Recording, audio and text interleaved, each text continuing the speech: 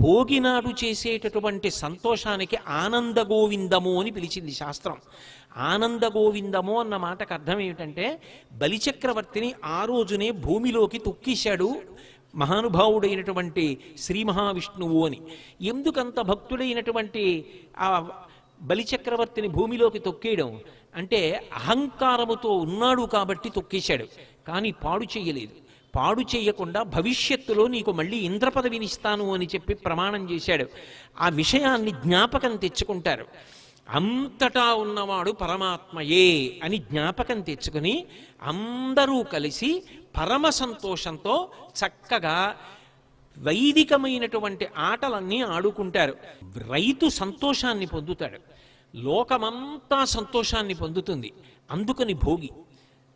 అదొక్కటే కాదు, దక్షిణాయనం అంతా ఉపాసన కాలం. మీరు చూడండి, ఎప్పుడైనా సరే పండగకి తిథి ఉంటుంది.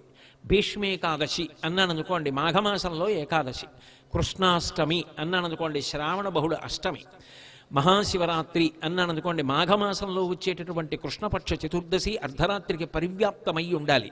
ఉంటే మహాశివరాత్రి. ఏదో శ్రీరామనవమి అన్నాను అనుకోండి, చైత్రమాస శుక్లపక్ష నవమి. తిథి ఉంటుంది, పండగ తిథి కలిసి ఉంటాయి. భోగి ఎప్పుడు, ఏ తిథి నాడు ఉండదు.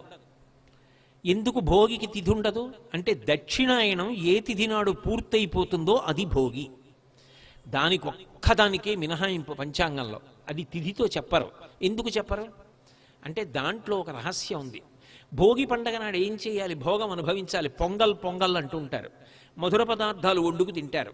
మధుర పదార్థం వండుకు తినడానికి ముందు ఏం చేయాలి? చేదు పదార్థం తినాలి. అందుకే ఉగాది నాడు ఏం చేయిస్తారు? చేదు పదార్థం తినిపిస్తారు.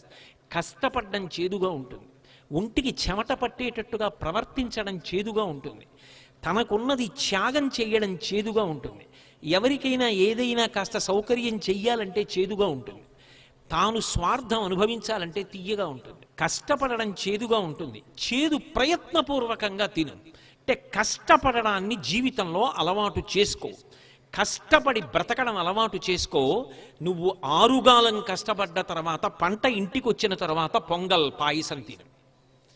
అక్కడ మొదలుపెట్టిన చేదు ఇక్కడ మధుర పదార్థంతో పూర్తవ్వాలి.